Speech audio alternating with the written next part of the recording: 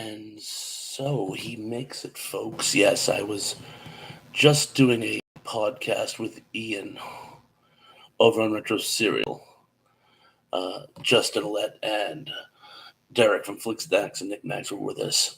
And as always, when you get that many people all talking about the same subject, we got a little close, but I'm here. And it should be Lance Chafin in the house says, "Hey, a Thrash. Hey to you too." By the way, can you guys see the chats in the chat comment? By the way, I actually found out not long ago that one of the chats I could read it, but you guys couldn't, and I can fix it if I know. Oh, look who's in the house! Sarita Abney says, "Hey, Thrash. You promised me you'd make it, and you did." Tom the Hungry Jerk says, "Hey, hey, hey, what's happening?" Da da da da da da da da da da da da. Tom Lemony says, "Hi, Thrash. Hey to you, Tom. Welcome to the show." Keith E says, "Hey, let's make a mountain out of a molehill." That's a reference to, he had a dad joke earlier. He said he went to his doctor's with an ugly mole, and the doctor says, "Put the thing back in the garden and don't bring it in my office again." But bum. Mr. Lead is in the house. Says, "Hey, Thrash, what's up? Hey to you, Mr. Lead. Glad you could make it." Superplex is here. Says, "Well, that was by the skin of our teeth." Mole skin? I get it. That was very good. If that's what you were driving at, Superplex. Tom Logan says, "Hello to everyone. Hello to you too. Jammin' in the house. Hello, Thrash and the Thrashers." I like that. Or Pons' people. That's a good one. Or here's one for you. I'm going to bounce it off you guys. Thrashers Crashers. The guys who crash parties and stuff. What do you think about that? Put up the flagpole, see if anybody salutes it. Uh, Emily Miller in the house. Good evening, y'all. Emily, always a pleasure to see you. Welcome back. Thank you for joining us. Big Guys 5 says hi. Hi to you, big guy. BK on the air is in the house. Says, "Hey, Thrash Pondo. Happy Star Trek Day. I'm a rocket man." A happy Star Trek Day to you too. Didn't even realize it was Star Trek Day, but thank you for pointing that out. You know, you'd think I would know that, but for some reason, I always think that it's like in the spring, and I have no idea why. Let's see who else we got going on. A lot of people saying hello to everybody. Briarwood Inn, Justin in the house.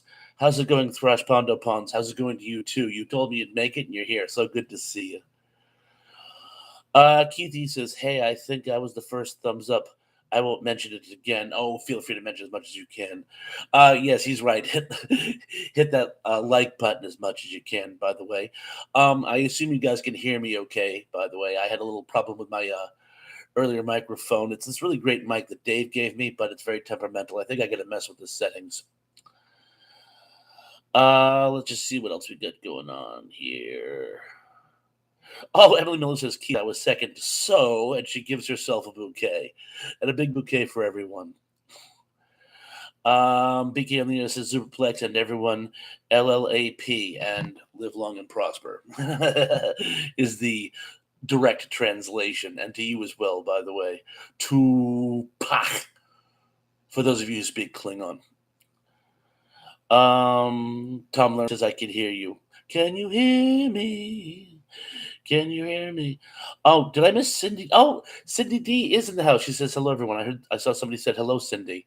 So, hello, Cindy. Oh, and by the way, do you like my idea of doing the Good Times theme as a creepy classic? That would cover both. Cindy D wanted me to talk more about Good Times. Actually, she wants me to do a retrospect on it. And I believe we actually talked about that at one of my shows. My best friend who lived across the street when I was a kid, I'd go over to his house and watch it. And sometimes he and his mother would have to explain some of the humor to me. Let's just see what we're going on here. Oh, Emily Miller says I must have been third then. It doesn't matter in what number you hit like, but that you hit like.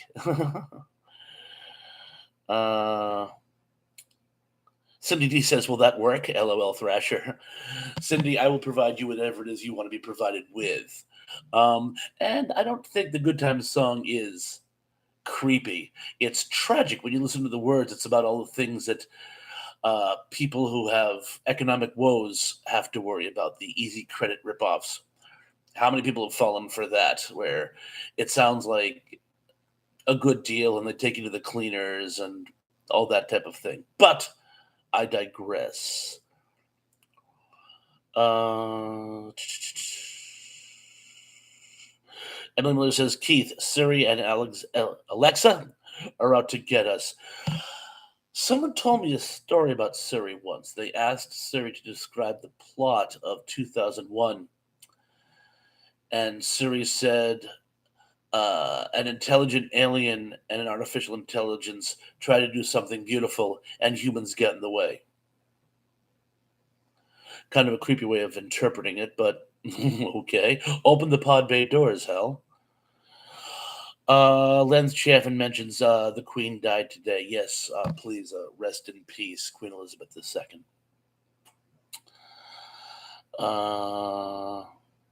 Let's see. Oh, Emily Miller says Emily is doing fine so far. Still testing negative for COVID. Good. I remember you said you weren't feeling well. Glad it's not the vid. Suplex says yes. Queen Elizabeth II. Yes. Cindy D says praying for UK. Indeed. In fact, I was talking to the foundation earlier today. He's from the British Isles, and apparently things are very, very bleak there at this time.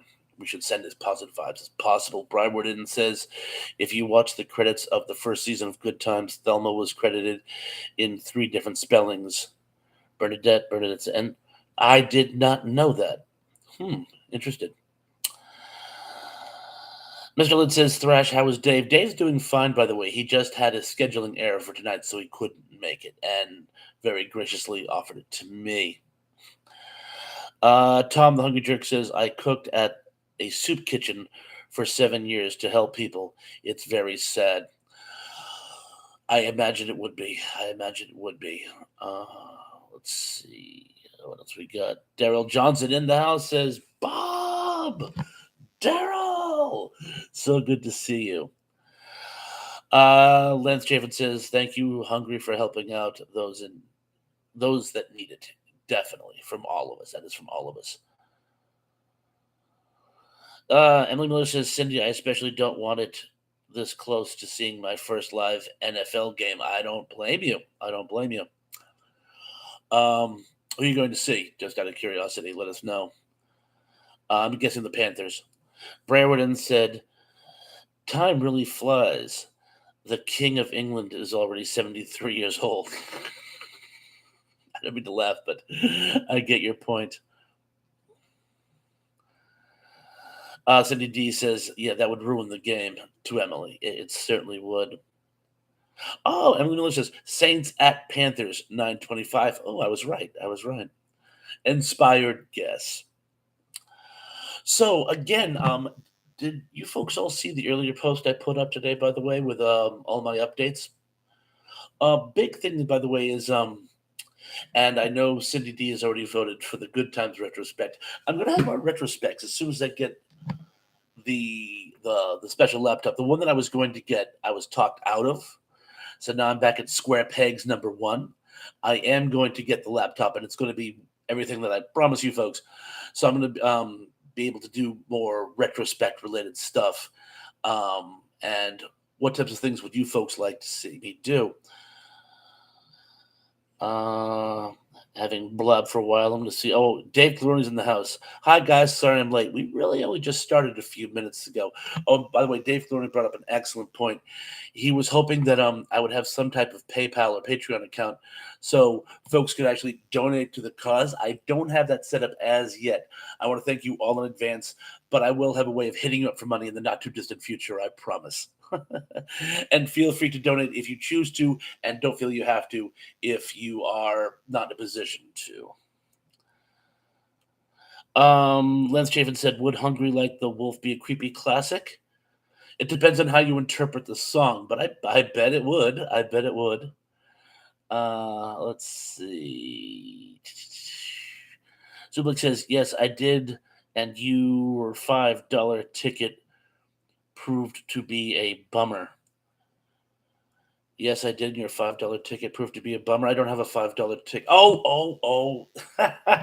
That's That's referencing the lottery ticket that I lost. Actually, this one right here, somehow but when I was getting in the car, it must have like got pulled out of my pocket and it slid into the through the front seat into the floor of the back seat.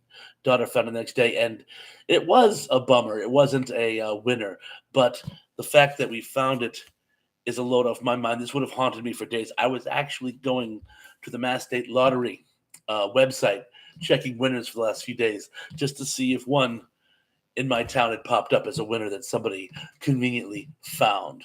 But no, I sleep better now knowing this. Big S 45 says Bernadette Peters had a minor top 40 hit single in 1980 with the remake version of Gee Whiz by Carla Thompson, number 31 on the USA Billboard's Hot Singles charts. Didn't she have more than one hit? I know if you what was that movie she did? Pennies from Heaven. She had a couple songs in that which I thought actually made it onto the radio. But Cindy D says, I love the 80s lyrics thrash. You'll definitely have more of those. That's my one problem with doing My Sharona at the request of John Collins. The lyrics are just too, being polite, risque. I try to keep this channel a little more, let's just say, family friendly for the most part. Emily Miller says, Lance, most of Sting's songs are pretty creepy. Every breath you take and Don't Stand So Close to Me, you are so true. In fact, I believe Don't Stand So Close to Me is, Lance Chafin goes on to say, is based on when he was a teacher. This female student had a crush on him and things got tense, let's just say. Big Guys 45 said, I hit my 700 goal a little while back, so I'm definitely very happy and proud and glad about that particular goal. Thanks a lot. And again, good folks. Yes, he did. If you have had a chance to check out Big Guys 45s, you'll certainly see why he deserved it, that 700 mark, and we're all very proud of you. Brad Worden says, I only like Sting the wrestler.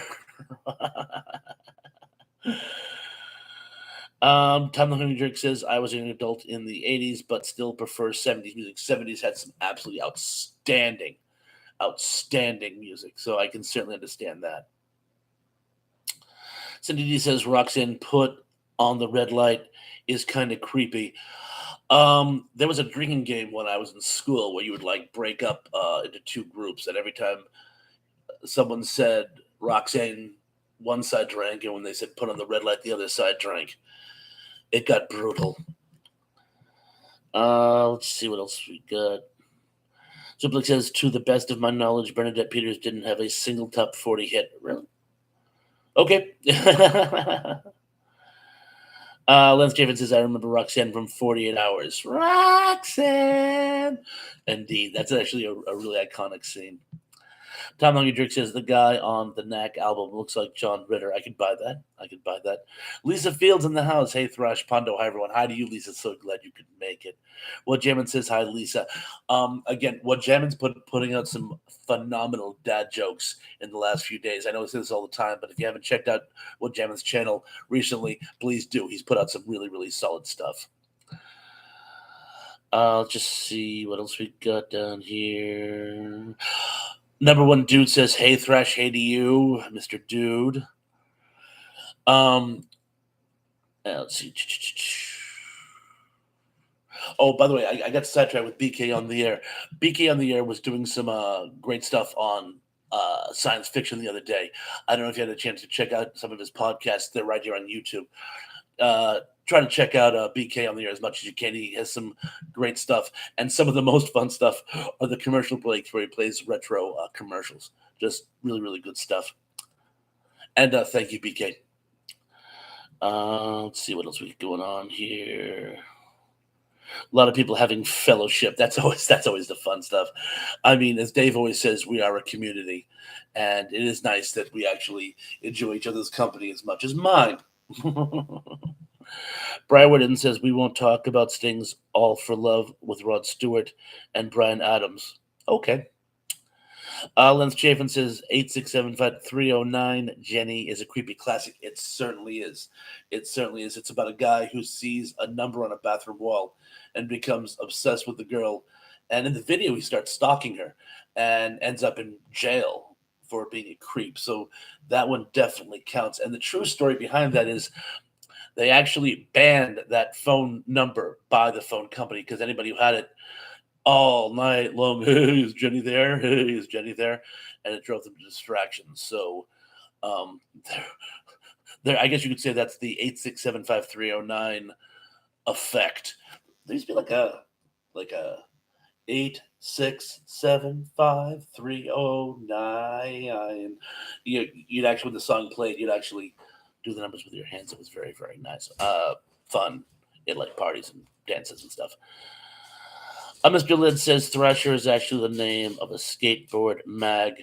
Actually, the mag is named after me. Thrash Pondo Pons preceded the skateboarder term. No, at least the Brian Aldiss character did. But thank you, Mr. Lid, as always. Keith E says you need to look at BK on the air. Cal commercial, California commercial. I'm sure they're all good. Emily Miller says I've been catching up. Some Ryan Reynolds movies. The School of Life was bittersweet. Never saw it, but I'm sure it was. Number one dude says Nilian something in Swedish. And Strovnet to you as well. Cindy says, I didn't know that, Mr. Led, just like some name. I'm not a skateboarder. I'm certainly not. I tried skateboarding once, almost lost a leg. Gary Carpenter in the house. Thrash Pondo, I'm here. Gary, so glad you could make it. Excellent, thank you. Fred Smithberg says, hello, all. What is the current topic, if there is one? Well, you hit the nail on the head. So far, we're just sort of having a casual mutual admiration society, talking about a little of this and that, but we haven't had any specific comments yet, other than some upcoming things I'd like to see on my channel. People love the creepy classics, the dad jokes. I want to do some more of the wretched recaps too, but my big plans are the sci-fi retrospects I got coming up. Zublick says 988-2300 Empire. Is that the carpet commercial? Emily Miller says, yes, we're just making them up as we go along, Fred. Yes, we certainly are. Feel free to deduce any. I'm always up for a good topic. One of the best topics we ever had, as I said, what movie should I watch after the show tonight? And we got about, 840 suggestions. And then having to do a double feature. Mr. Lynn says, that image is in my head now, Thresh. You on the board. It's as crazy as you would imagine. Gary Carpenter said, Sir Lancelot, hi there. I call him Lancelot too. Let's see. Daryl Johnson said, winging it. Yes, that's pretty much what we've been doing. Fred Smithberg says, I've been watching Fright Night videos on YouTube today. I love that movie. Got to watch it again. Fright Night, for those of you who haven't seen it, amazing movie. It's sort of a love letter to old Hammer horror films. The kid from, I can't think of his name, the kid from Herman's Head plays a teenage boy who has a vampire moving next door to him. And he tries to consider what his best course of action is into taking care of it. And they end up hiring a vampire hunter from the old English horror movies named Peter Vincent, which there are two theories. It's a cross of Peter Cushing and Vincent Price, or Miss Peters, who of course is better known as Elvira, and Mr. Vincent, who was another horror movie host in California back in the day. But either way, he helps them fight their vampire, and good prevails.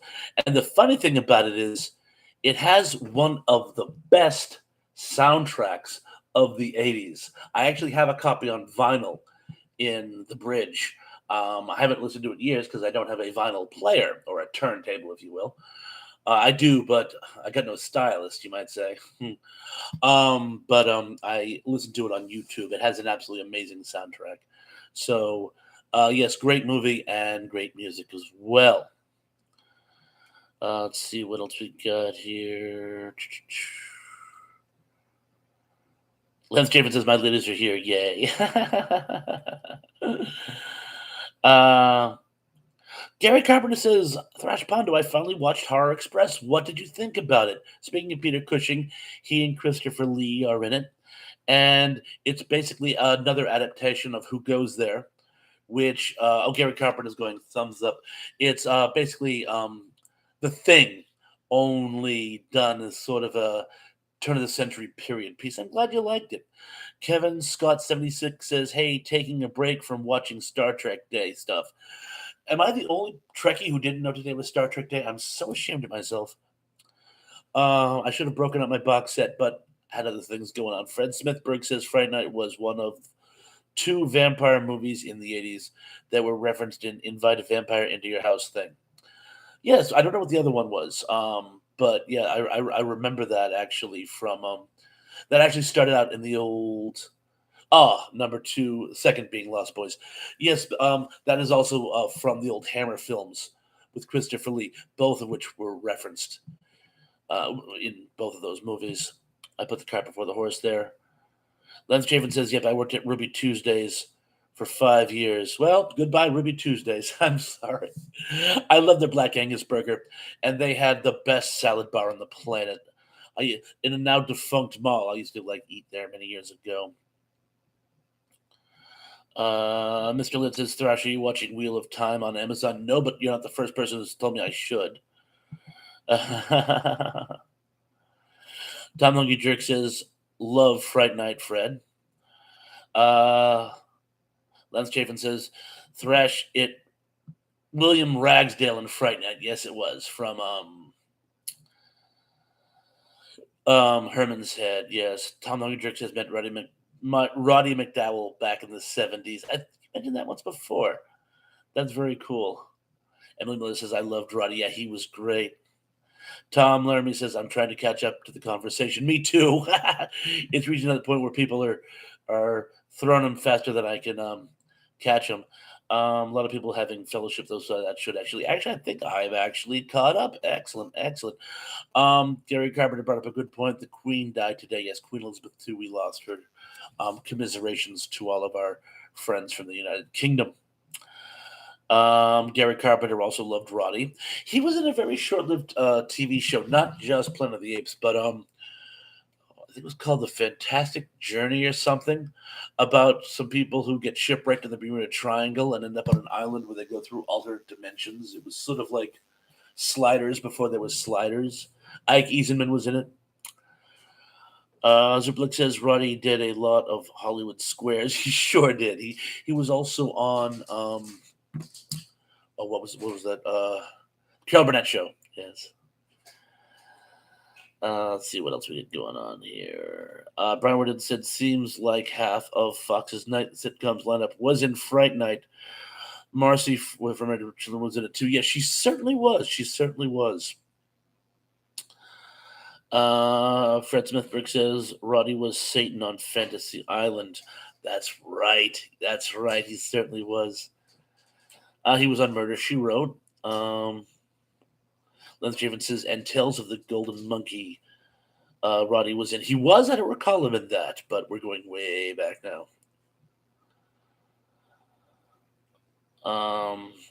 What Jamin says, Amanda Pierce. Yes, yes. Amanda Pierce was Marcy Darcy. Lisa Field says, "I believe Roddy was the voice of the dragon in the TV show Merlin." He may have. He did do a lot of voice acting. I remember they did some animated adaptations of some old classics like The Little Mermaid and The White Seal. He read them, and he did an outstanding job.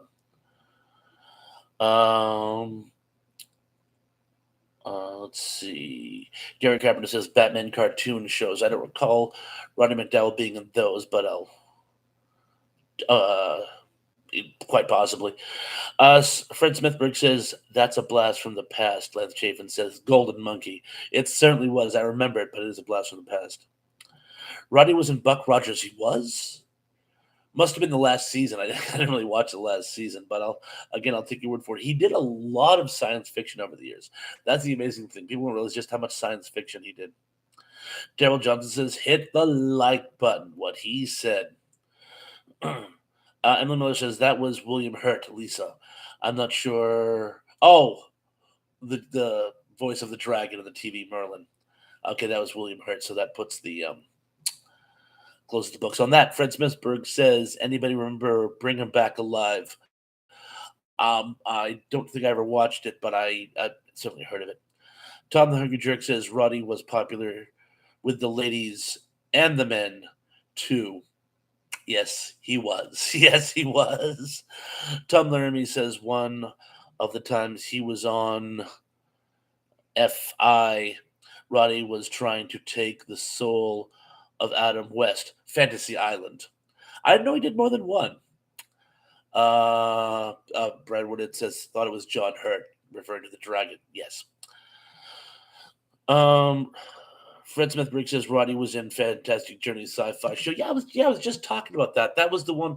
It was sort of like Sliders. The people get shipwrecked at the Bermuda Triangle. They end up on a mysterious island, and what happens is they're trying to get back to their own dimension, but have all these weird adventures where they go from different dimension to dimension to dimension, all of which turn out to not be their own.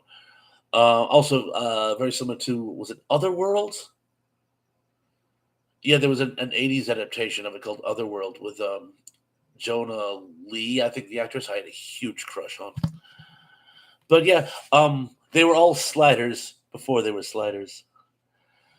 Lance Chafin says Thrash Season 1 with Jack Palin's Planet of the Slave Girls. I don't remember that one, but of course we're going back 40 years at this point.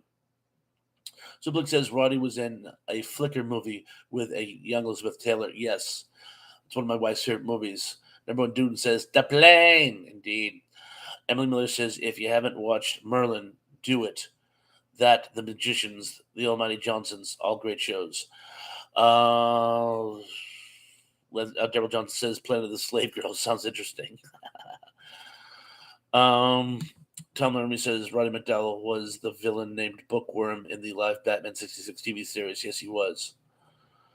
He was also in a really, really terrible old black and white movie called Killer Shark, which has surprising little sharks in it, but I just saw that one recently. Fred Smithberg says, Other Worlds. Not sure of it.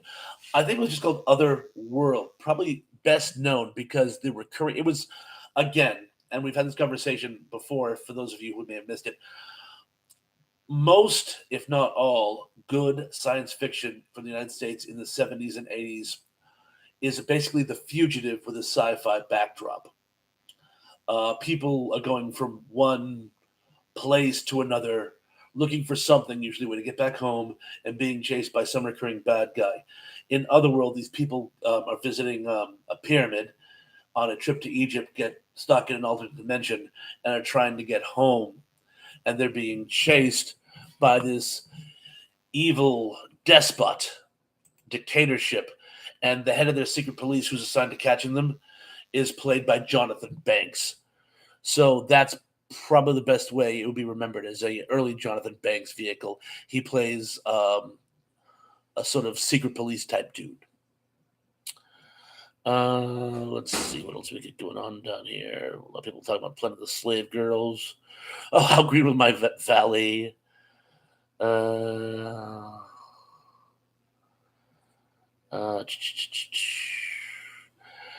Smithberg says, anybody remember Lathe of Heaven TV movie 1980? I think it was on PBS. Yes, it was. In fact, it was actually part of a project where PBS was funding the creation of a number of old vintage sci-fi films into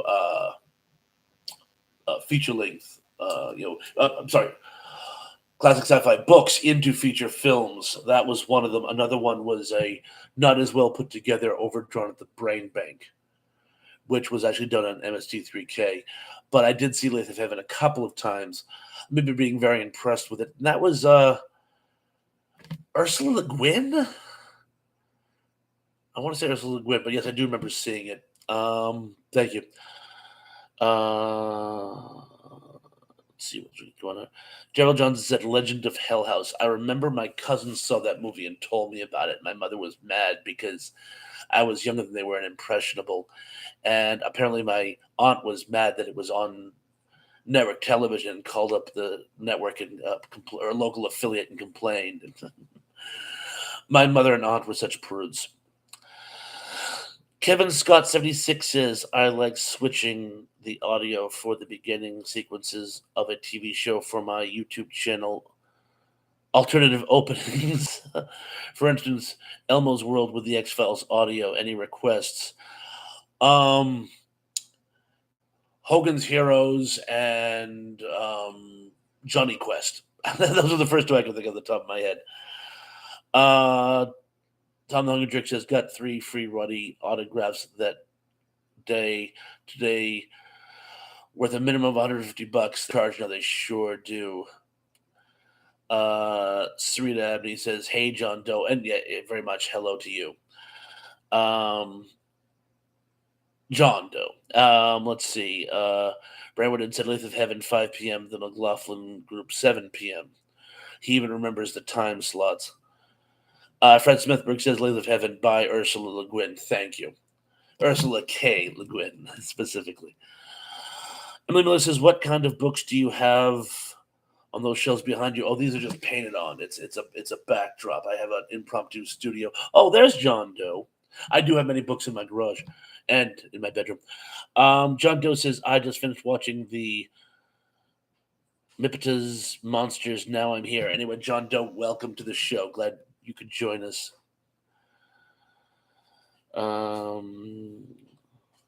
John Doe says, special hi to all I missed saying hi to. John, consider yourself having greeted everyone and all of us greeting you, although I'm sure people will try to catch up in the comment section. Zublik says, The Legend of Hell House with Pamela Franklin and Gail Honeycutt. Yum, yum. You dirty old man, you. Ken Wilkinson says, good evening, Bob. Ken Wilkinson, good evening to you. It's always so nice to have you joining us. Broward says, Fred, they went from politics to serious stuff quickly on my local PBS. Yes, they did. They did like to talk a lot of politics, but then started getting into actual entertainment. They did that. I was up here in the New England area. That's what they did in Boston as well. Emily Miller says, painted on books, the audacity. Well, it's just a backdrop. I have plenty of books. If you want to ask me about books, ask me about books. These just aren't examples of them. The Unapologetic Geek is in the house. Hello, everyone. Hello, Puns. Tug, welcome to the... It's so nice having you, by the way. And everyone, if you haven't subscribed to the Unapologetic Geek, please do so. Has some absolutely amazing vintage sci-fi retrospects. But the coolest thing he has going on now, he has a new offering called Public Domain Theater, where he takes old public domain films, they have to for obvious reasons, and does a watch along with them. And this Sunday at noon Eastern Standard Time, I believe, Tug, he's doing the 1920s Dr. Jekyll and Mr. Hyde. Paint me there. Let's see. Zuplex says, I am a dirty old man. Yeah, no surprises there. Gary Carpenter says, I'm back. My phone went down. You've had so many problems with that phone. I am so sympathetic. Terrell Eugene Bellinger in the house says, hi, Thresh. Terrell, so glad you could make it. Good evening, and it's always great having you with us. Zuplik says, riffing. They did have riff tracks, but this is an actual episode of MST3K. Tom the Hungry Jerk says, anybody remember the B actress Sherry Jackson? Wasn't she, speaking of Star Trek Day, which today is, wasn't she in that Star Trek episode, What Little Girls Are Made Of, or something like that? If it's the same one I'm thinking of, I'm very familiar with her. She was at the risk of sounding like a dirty old man, she's a cutie. And actually, it's not a dirty old man. The girl could have been my mother. She also did an episode of Lost in Space about seductive witches, if I remember correctly. Tom, if I've got the right person, please let me know. Cindy D says, my PBS station had wonderful old movies that talked about by the local college professor. It was great. Um, Brad Wooden says, Thrash, do you have Understanding Poetry by J. Evans Pritchard on that shelf? No, I don't. Caesar's Bust is on the shelf, and I'm not feeling well myself. Tug says it's 1 p.m. Eastern, noon Central. Oh, I'm so glad you mentioned that. Though I would have been early, not late, but I'm so glad you mentioned it. See what else we got. John Doe says, Thrash, what 10 movies you want if you were Desert Island? Ooh, he's giving me a total of 10. All right, let me just catch up here and I'll start rattling them off. But, ooh, 10, that's. People usually say 1 or 3, but I can do 10. Let's see.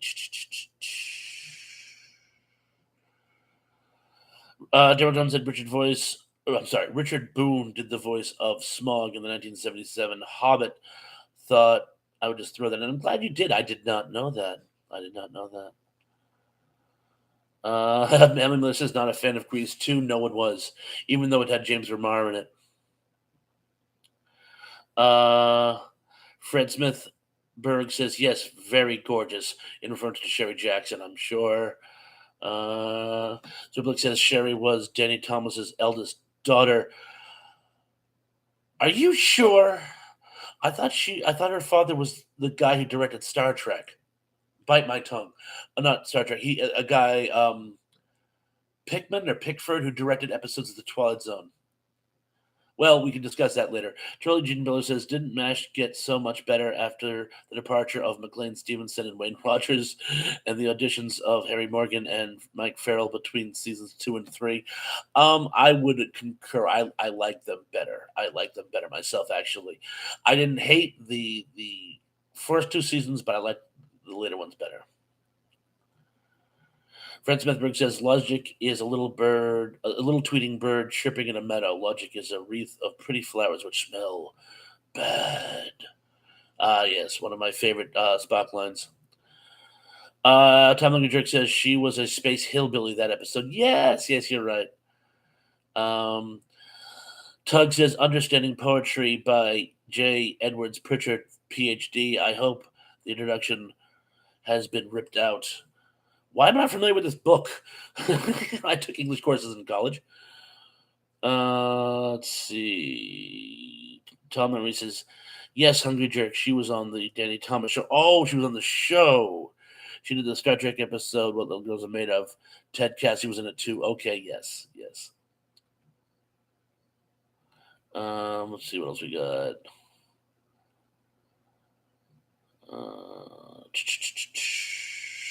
Skipping down, a lot of people concurring with things that people have already said. Yes, she was on Make Room for Daddy. What do you think the worst science fiction movie of all time? Kevin Scott 76 says, what do you think is the worst science fiction movie of all time? The worst one of all time? Overdrawn at the Brain Bank. But let's see. While I have a second, now that I've caught up, 10 films that I would have if I was on Desert Island, in no particular order. I'm a post-apocalyptic film buff, so I would have to have Not Living Dead. I would have to have at least one of the Godfathers. Maybe not all of them, because I only have 10. Probably Godfather 2. I would have to have The Last Valley. It's sort of a medieval post-apocalyptic film. I would have to have Repo Man, quintessential 80s movies of all time. I would have to have I'll throw in a Star Trek movie. I'm going to say Star Trek 2, The Wrath of Khan. What else would I have to have? Movies that I see religiously. We'll start with that 5, and if you want to make some suggestions, go ahead. Well, I'm going to leave you that 5 for right now. Lisa Field says, Lance, we're going to wipe the floor with you tonight. Ooh, been thrown down. Emily Miller says there are tons of bad sci-fi movies. That's why it's hard to pick the top one. Fred Smithberg says to Kevin Scott 76, good question. There were so many Star Wars ripoffs during the 70s and 80s, yes. Zubik says 2001: A Space Odyssey is the worst. I think that's a little harsh, but I'm glad you mentioned that because I would definitely have to have at least one Kubrick film in my collection. So I would probably go with. Oh, that's a toughie. I would probably go with Doctor Strangelove because it's just such a great comedy. I would have to have me my Casablanca because it's one of my favorite films of all time. I would have to have Doctor Zhivago. I think I'm up to 7 or 8 now, but I'm gonna give myself a couple more. I have to have The Good, the Bad, the Ugly. Good, the Bad, the Ugly is possibly my favorite film of all time. And I would have to have. I'm gonna give myself 2 more, but I'm gonna give myself a couple. I don't want to miss anybody in the comment section, so I'm just gonna scroll down really quickly to make sure that I haven't missed anybody. But 2 more films. I got 2 more to go to top 10.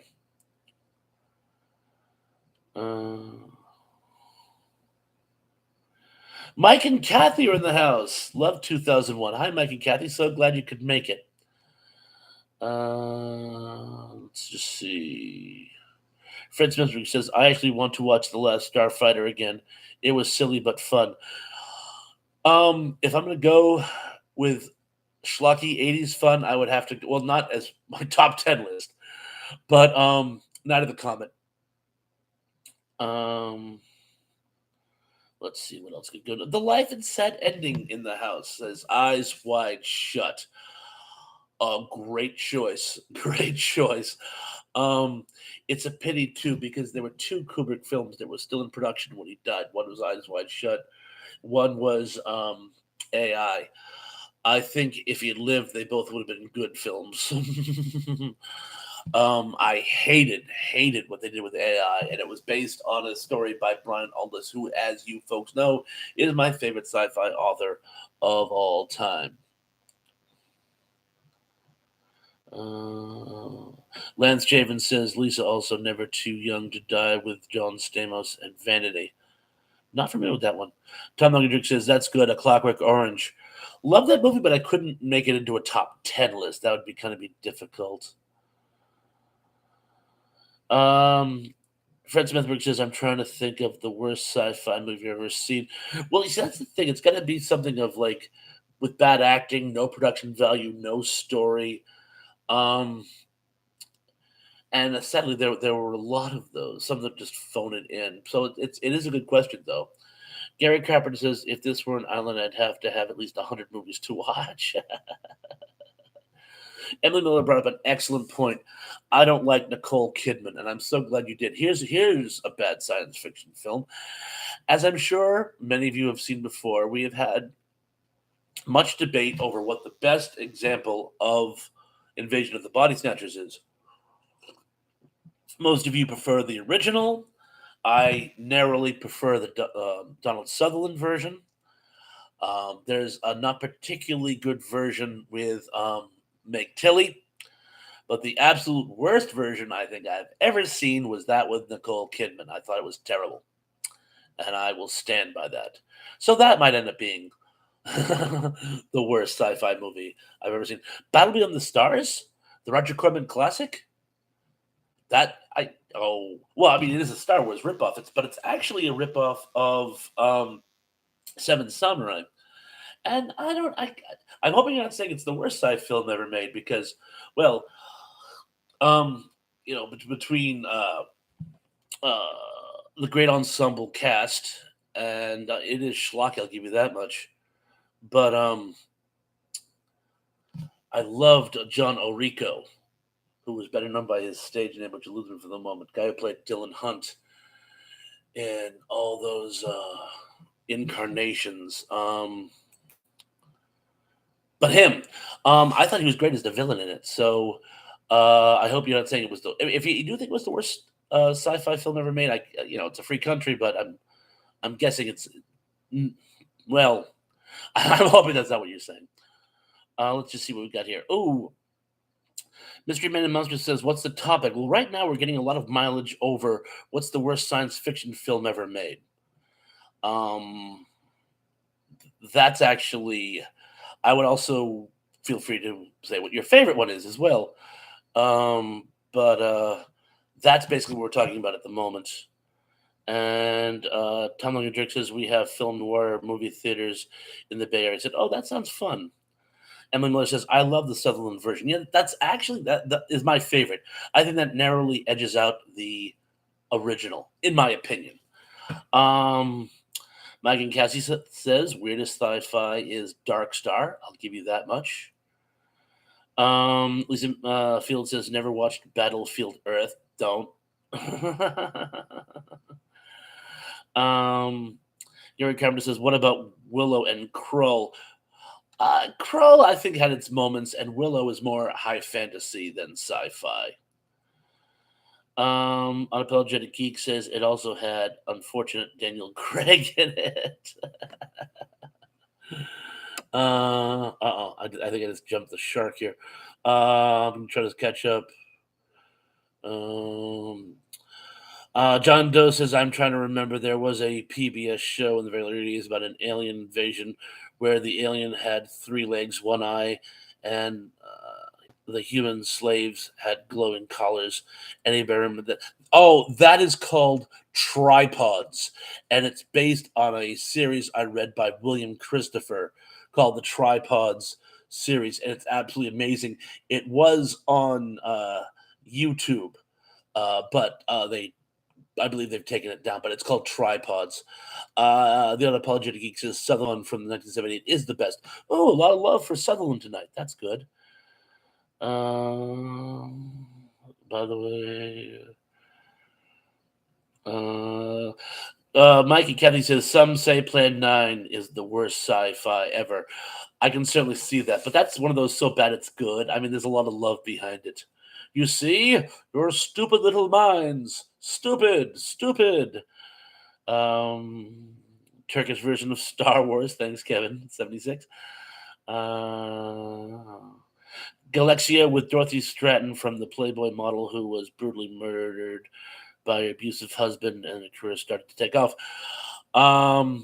Yes. I remember that one. I jumped again. Give me a second. I'm getting a little behind in the comments. Here we are.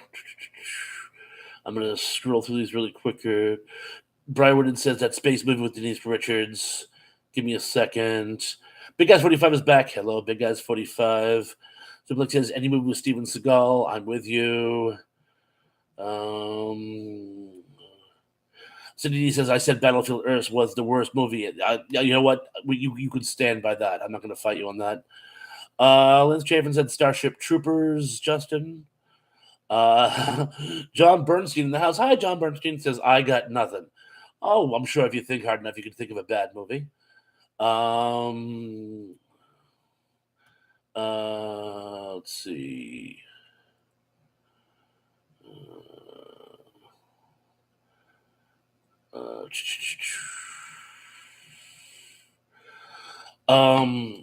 Broward says, after Wild Things, I can't watch these Richards the same. The Unapologetic Geek says, Wing Commander and Starship Troopers are probably the worst sci-fi movies I saw in the theaters. Those are both up there. I really wanted to like Wing Commander too, and I just couldn't. Tim's in the house. Hey, Tim.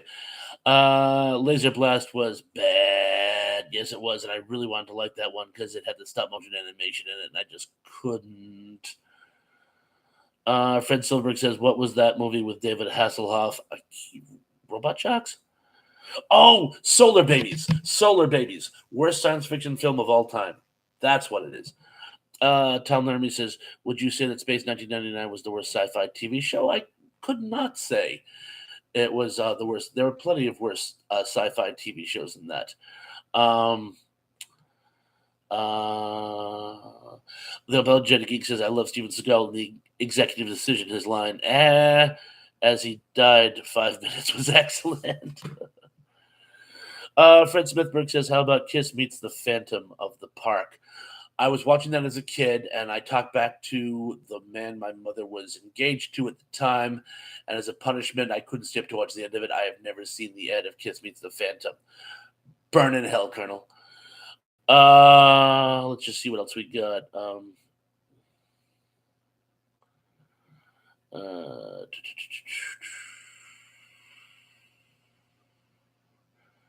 See what else we got.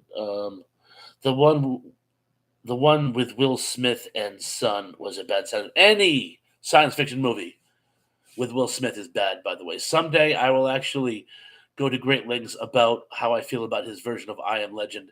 And I know other people disagree with me, but I can't stand I Am Legend. I really, really can't. What's your favorite? WG says, what's your favorite box office bomb of the 90s? That's a great question, too. Um, Mike and Kathy said, Still Her Baby's bad. Yes. um, Do I still have two movies left? I'm trying to think what my last two movies would be if I had to compile my top 10 movies of all time.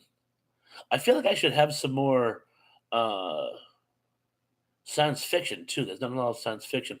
Okay, well I'm going to go with Godzilla, the original, and I'm going to go with um,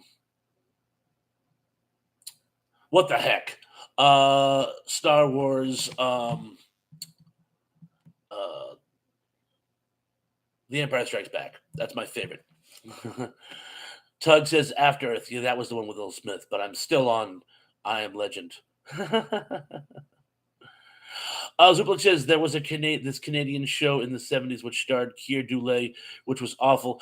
The Star Lost. That was actually a concept by Harlan Ellison, which was great. It was about a generational ship, and each week they were going to find a new complete, because each of the compartments in this generational ship were microcosmic. And this one group who had snuck out of their group, each week were going to find themselves in another group. And it was basically going to be the story of one of the different uh, groups living on this generational ship, which is completely, it's sort of like Orphans of the Sky. They've completely forgotten the fact that it is a colonial ship. And it was a great concept, but the Canadian network that got a hold of it completely destroyed it. And yeah, he actually had his name taken off. He had it changed to Coriander Bird because he didn't want people to know they actually worked on it, even though it was a great concept. Tug says Godzilla '98 is pretty bad. If they had called it Big Iguana That Eats New York, I probably would have been okay with it. But Mystery Men and Monsters says Smith's I Am Legend is crapo. It's an abomination. It actually it's almost like he never read the source material or whoever made the movie. You can only blame Will Smith so much for the fact that the movie is crap. All he did was read the script.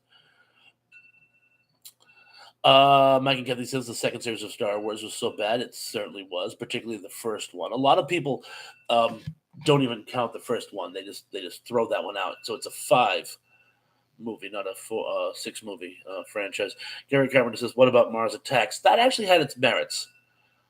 Zubik says that show is terrible. I assure you. Oh no, I've seen a few episodes of the Star Lost. It was terrible. I'm just like saying is the concept was good, the execution was poor, and that happens a lot in Hollywood, or in this case, Canada, wherever their production companies are. The Life and Set ending said this just in: the Queen is still dead. We're doing a little SNL bit. Thank you. Let's just see. Tug says Mars Attacks is awesome. Yeah, like I said, it had its merit. Um, it also was based on the series of kids trading cards. Cindy D brought up a good point. It's supposed to be bad. Yes, it was designed to be an homage to old sci-fi schlock. Lisa Field says my daughter liked it, but I didn't. But she was little and crushing on Jaden. She's over it now. About After Earth. Mystery Men and Monsters says, "Oh, Starless was interesting. Effects were horrible, but it was interesting." The weird thing is, believe it or not, those effects at the time were cutting edge. They were doing a lot of new, like in-camera animation and other effects that were considered state of the art back in like 74, 75. But it's considered almost laughable now, and the sound effects were horrible. John Burton said Independence Day was great. I liked Independence Day. Lance Chavin says, "What do you think about Geyer with Mark Hamill?" I can't remember it off the top of my head. Mike and Kathy said, like Space Invaders, so odd. I can see that. Starlight, Jaden is jaded, weeping Willow too. Starlight, welcome to the party. Thanks for joining us. Let's see who else we got. Lance Chavin says, Killer Clowns from Outer Space. Again, it's a spoof on old schlock sci-fi horror. Just see what else we got going on here. John Doe says they're making Mars Attacks 2, Beetlejuice 2, and Edward Scissorhands 2. Really? Do any of those movies call for a sequel? Tug says the unapologetic geek says, to be fair, I Am Legend wasn't Will Smith's fault. He is actually going it his all. Oh, he's actually giving it his all. Sorry, it's everything else that is bad. Yes, he gave a good performance, but it was just so horrible, and I can't help but blame him a little bit. Gary Carpenter says, "What do you think of the Star Wars Holiday Special?" I think we all know.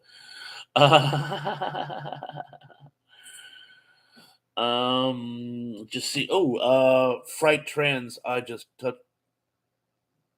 Okay. We need Freight Trains.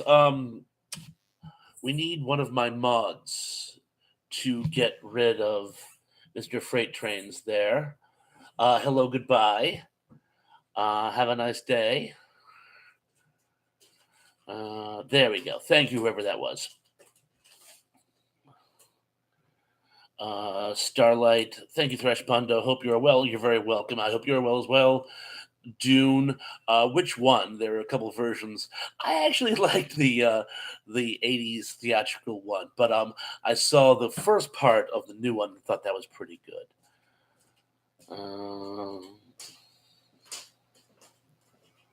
Let's see what else we got going on here. Luke says robot movie. Nestor Kevin Scott. I understand all the words, just not the context. Robot Monster, maybe? I don't know about the Kevin Scott part. The author was in Star Wars, just perfect. Oh, and the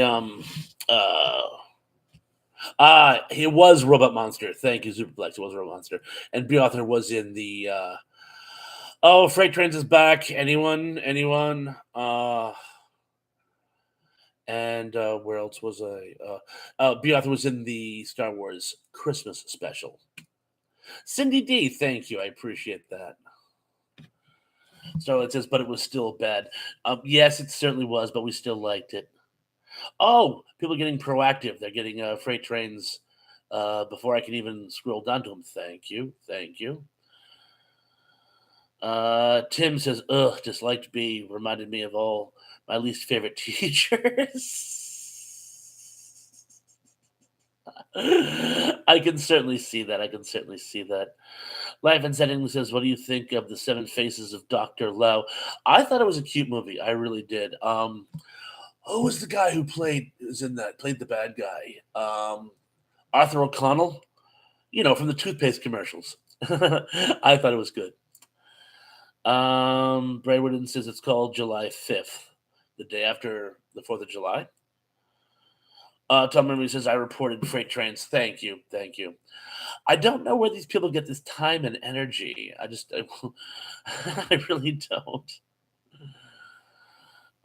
Tim says, Paul Lynn Halloween special have had the Wicked Witch, Witchy Poo, and Kiss. I think that was the first time I saw Kiss as a child, was on that. A lot of people thanking Tom. Yes, thank you, Tom.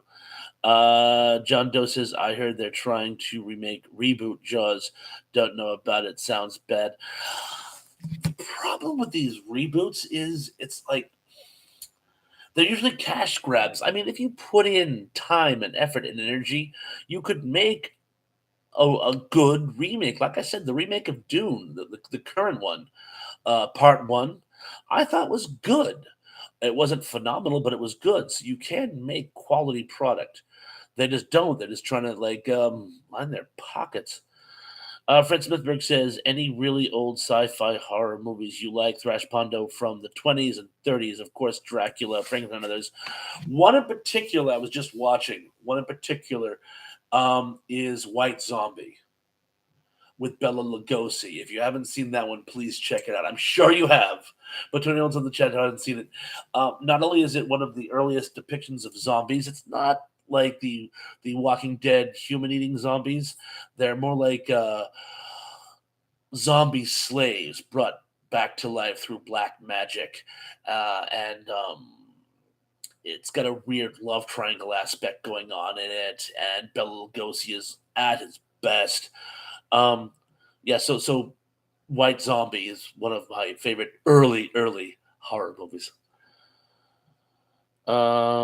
Mike and Kathy says message retracted, and a message retracted to you too. Mystery Men and Monster says White Zombie is fabulous. Thank you. Yes, thank you. It certainly is. It's very nice to see you again, by the way. I know you had to miss the last couple, so I'm so glad you were able to be here for tonight. Zubik says Humphrey Bogart's The Maltese Falcon was a remake. There's a bell ringing in the back of my head. I think I should have known that. Oh, and of course, one of my favorite remakes was, of course, the 1966 version of 1 Million BC. That was a remake from the 1940s, I believe. A Hungry Jerk says, do a Man from Atlantis, but not a serious version. I can see that. Mike Silva in the house. When did you get here? You've probably been here a lot, but just haven't been saying anything. Anyway, Mike, welcome to the party. Have you ever noticed that the lawyers always smiles more than the client? Is that a code for something? Because no, I hadn't noticed that. Suplex says, Cat People Views was a remake. Yes, that I knew. Mike Silva says, thou shalt keep thy religion to thyself. Emily Miller says, I'm back. It's so nice to have you back. Mr. Man and Monster says, Stephen Sullivan wrote a novelization of White Zombie. That could work. That could work because I'm sure there's a few things that would have been nice if they could have fleshed out. There's things in the movie they allude to that I wonder about that I'm sure would be present in a novelization. Mr. Fred Smithberg says, does anyone ever see The Devil Doll with Lionel Barrymore 1936? It's ringing a bell, but I can't place it. John Doe says, speaking of I Am Legend, they're also making a sequel. A sequel to I Am Legend? Isn't there a shred of human decency left in the world? Ugh. James says Emily Cindy got a nasty butt. Yeah, we did, but we took care of them, and now we should be eternally vigilant. Let's just see. Tom Henry says, what does everyone think of And Justice for All with Al Pacino? I love that movie. I love that movie. Gary Carpenter says, Thrash Pondo, I'll try to see it. Please do. Brian Woodard says so many Pacino movies flew under the radar. We had to be a Pacino fan. That's what it is. And fortunately, he did have a fan base. Let's just see what else we get going here. Sea of Love and Insomnia are both excellent. Yes. Mike Silva with a big smile. Oh, Mike Silva, The Most Dangerous Game from 1932. Is that the one where they have that really slick sort of shark attack in the beginning? Because I believe they actually reused that footage in that shark movie, Killer Shark, I was just talking about. Emily Miller says, glad they didn't run you off, Cindy. Oh, did Cindy have a... I see people checking with Cindy to make sure she's okay. She says she is. But did the bots try to be mean to you? Oh, no, not a chance, Emily. LOL. Good. I'm glad everything is working out well, Cindy, because, Cindy, we all worry about you. Mike Silva says, Queen Elizabeth died. Yes, R.I.P. Queen Elizabeth II. Very sad. Just see. Pacino... Zublik says, Pacino make the Panic in Needle Park before Godfather, which wasn't so bad. There's a bell ringing in the back of my head, but I can't quite place that one. Panic in Needle Park. I think I'm racking my brains. I'm sure I've seen it. I just can't place it. Oh, Gary Carpenter says, I've seen the movie The Terror many times. The one with Jack Nicholson. I own a copy. John Doe says, when you get bots means you're getting noticed. Keep up the good work, dude. Thank you. I suppose it's a two-edged sword, as the saying goes. Let's see what else we got. John Silva says, John, I hate bots. Yes, we all do. Ooh, Mystery Men and Monster says, I like Transatlantic Tunnel from 1935. Good early sci-fi. I have not seen that. I have not seen that. Mike Mike Silva says, is it on YouTube? I bet it is. Zubik says it's about a couple addicted to drugs and oh yes. Okay, now I am familiar with it. Thank you. Gary Conver says, have you seen King of Zombies? Yes. I can't remember. I saw it years ago. I think when I was in film school, but yes, I have seen it. The Apologetic Geek says the most dangerous game, 1932, was a Cooper Schlosdeck joint. The guys who did Kong. I knew that. In fact, one of the main stars was actually. I'm gonna start pulling names out of my hat, but yes, I did know that. The guy who plays Fay Ray's boyfriend is in it, if I remember correctly. Let's see. Ellen Miller says, was it a bot or a troll? Trolls are folks who just want to. Yes, they certainly are. John Burton says, what do you think of Lord of the Rings, not including Battle of the Shire in the movie, as it was the most important showing of the growing up of the hobbits?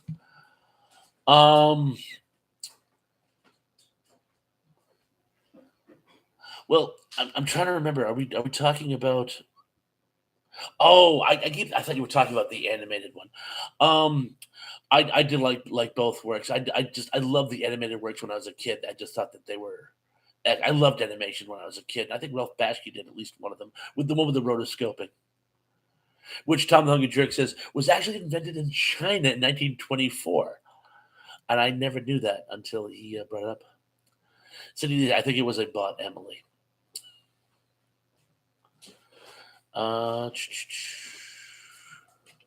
Let's see what else we got.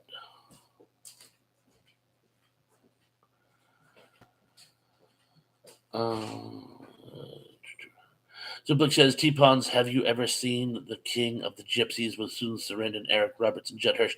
I haven't. I was a little young when it came to the theaters. Oh, Unapologetic Geek says Fay Ray is also in it. I'd forgotten. How could I have forgotten Fay Ray was also in it? I haven't seen the movie in years, but how could I have forgotten that? I'm getting to the point where I have so many little facts in my head that I think sometimes they just end up falling out the other side. Mike Silva says, married with children. Sam Kinison was on it. Yes, he was. In fact, I actually saw him live back in 91. Mike and Kathy says, did anyone like 2010 to 2001 sequel? Yeah, I thought it had its merits. Yes, I did. I haven't seen it in decades, but I do remember liking it.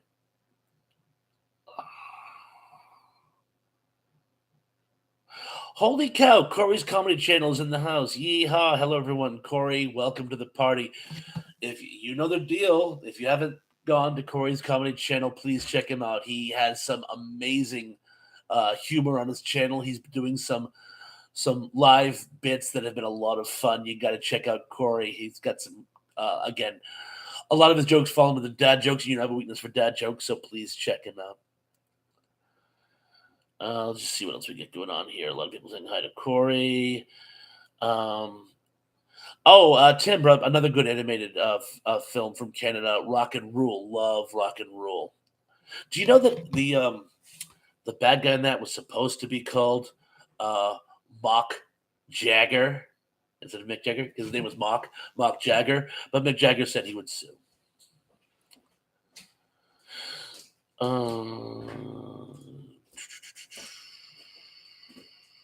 Just see a lot of people agreeing with everybody else. Oh, Comedy Channel says, you're the man and you know it. Well, I do try.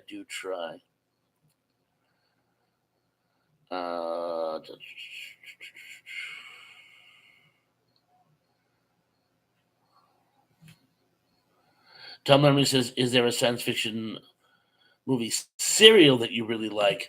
Flash Gordon, and Buck Rogers, of course. They used to show those in reruns on Saturday mornings when I was a kid. Loved them.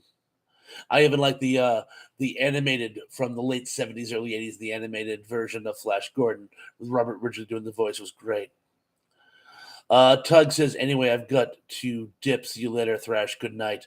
All. Yeah, good night to you, by the way. It's always a pleasure having you in the house, and I'll see you Sunday, 1 p.m. my time. Mystery Man and Monster says, I watched this woman in Is Dangerous Tonight on the movies. I was surprised by it because it was later Joan Crawford noir that I never heard of. It was good. Oh, it does sound good. Corey's Comedy Channel says, the king of the live stream. Thank you so much. Thank you so much. Lance Chavin said, Damnation Alley. I actually like Damnation Alley. It suffered from all kinds of production problems, but I thought it was great. Oh, Maximilian Prime says, how goes the room? Well, we're actually getting ready to wrap up, Maximilian, but it was so nice that you could join us. Always great to see you. We'll be on for a few more minutes, and people seem to be having a good time. Loving the sound of my voice, apparently. But so glad you could make it. Cindy D says, Flash. Let's see what else we get going on here. Until Eugene Bellinger says, gotta go. Good night, Thrash. See you all next stream. You know, folks, I was actually thinking, again, as I was hinting this moment ago, I actually have to bring my granddaughter to school tomorrow morning. So I actually have to be up early. So we should probably kind of wrap tonight's chat up. I'll be on for a few more minutes. But so any last minute points, now's a good time to make them. Oh, it's in the Emily Miller says Clint and I would have not gotten along. Mike Silva says Plan 9 from Outer Space, Fugitive Alien. It was really. A lot of people saying good night. Oh, Emily, are you going to? Oh, I think Terrell's going. I thought Emily was also saying good night, but pretty soon we all will. Oh, Maximilian Prime says Filmation cartoons were actually well made, if not for the overuse of stock footage over and over again. I couldn't agree with you more. That was something I noticed even as a child. Daryl Johnson says, hit the like button. Do it now. What he said. Lisa Field says, good night, everyone. Yes, good night to you, Lisa. Corey's Government Channel says 25 on the likes. Whoop, whoop.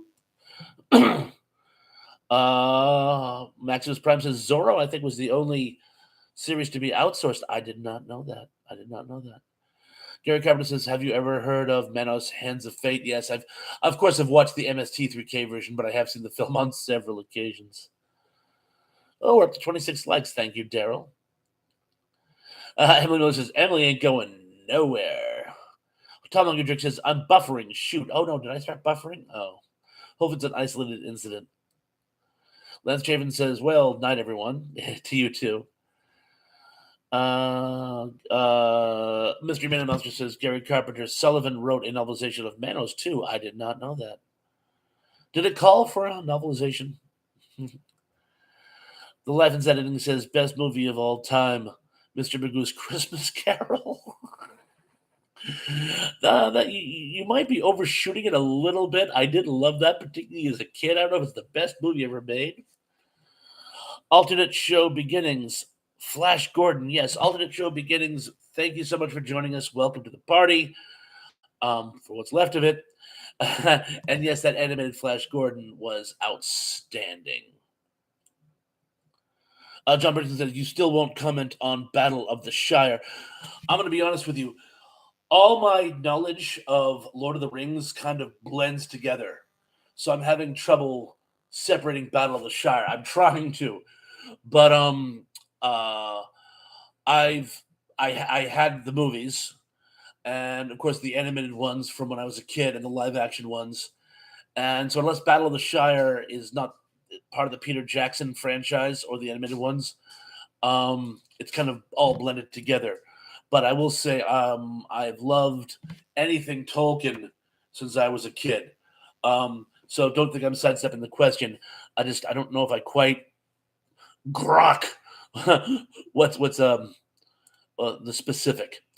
So, but if it's something new that's why I'm not familiar with it. I'm all about it. If there's more Tolkien coming out, I will definitely watch it. John Doe says a bad post-apocalyptic movie, but fun anyway is Tank Girl. If you don't want to take it seriously, I love Tank Girl. Mike Kelsey says like classic Earth versus Flying Saucer. That one's great. A lot of people saying goodnight to each other. Mike Silva says Invasion of the Saucer Men, worst movie ever made. I don't know. It kind of had its moments, but it was certainly bad. There was a Larry Buchanan remake of it, which is even worse. So if you think that one was bad, the remake is worse. Let's see. Jack Canoff says, my favorite movie is the one where Frank Durbin almost killed the Queen. I'm not familiar with that one. Why am I not familiar with that one? Well, I can't be familiar with everything. But thank you for your input, Jack. Let's just see. Mikey Kathy says Mr. Magoo in space. I would be all over it. John Burns says, you should have read the books. I read The Hobbit. I didn't read all of them. I did read The Hobbit. But yes, I'm mostly familiar with the film franchises. But thank you. Now, is it something that was omitted from it was in the books, but not in the movies? And is that what you're saying? I missed the omission. But in either case, if they have something new coming up, I'm looking forward to it. Let's just see what we got going on here.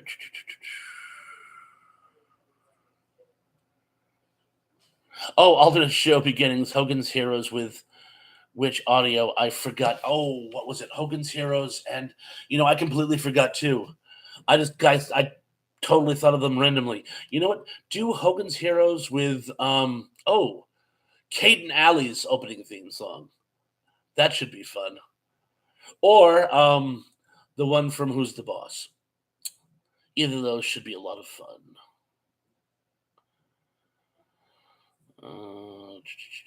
Corey's Comedy Channel says, hey, Thrash, we were watching your comic book video on Danny Station live show, and Grow, I don't know if you've seen that. Yes, it was the Tom Baker Doctor Who, I believe. I did see him do that, by the way. I love his new shows, by the way. Great format.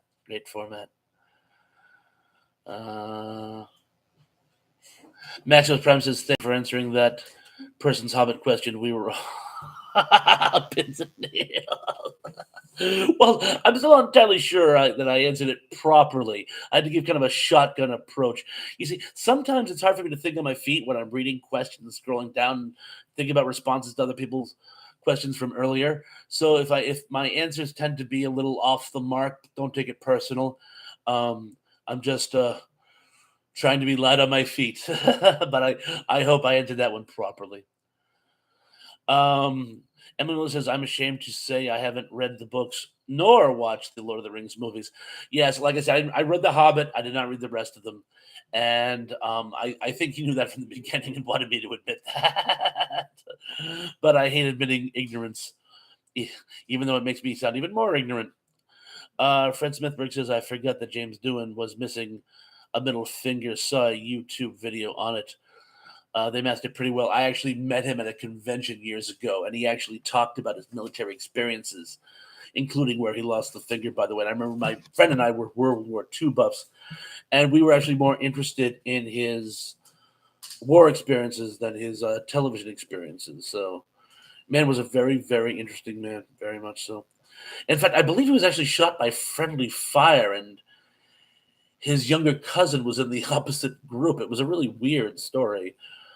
Not that he didn't actually have action with the actual enemy.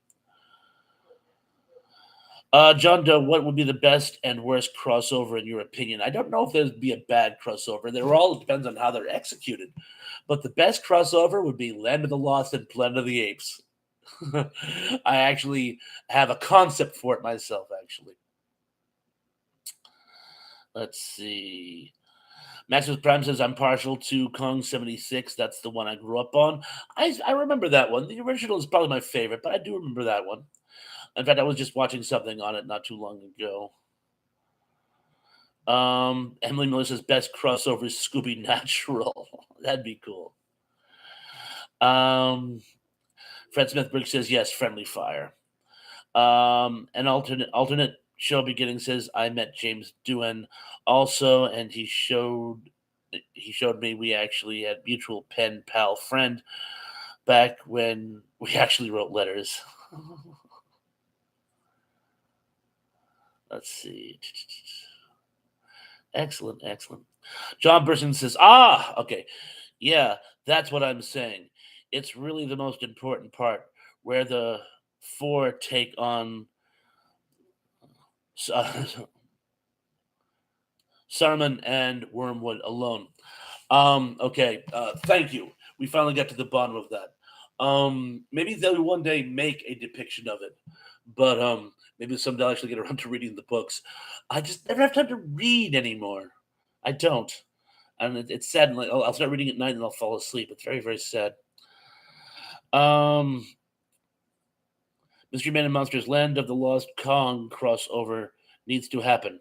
Oh no, Land of the Lost Planet of the Apes crossover, where Grumpy gets taken down by the ape troopers with their lariats and nets, and the Sleestaks and apes have a big melee battle. And someone actually points out that Uncle Jack looks remarkably like one of the astronauts. Land of the Lost Boys, I can see that. Let's see. Maximum Prime says message retracted to you as well.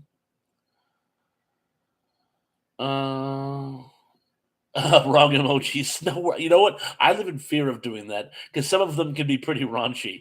I'm always really, really careful when I work in emojis. And Mike and Kathy say, "I like the original Planet of the Apes." Me too.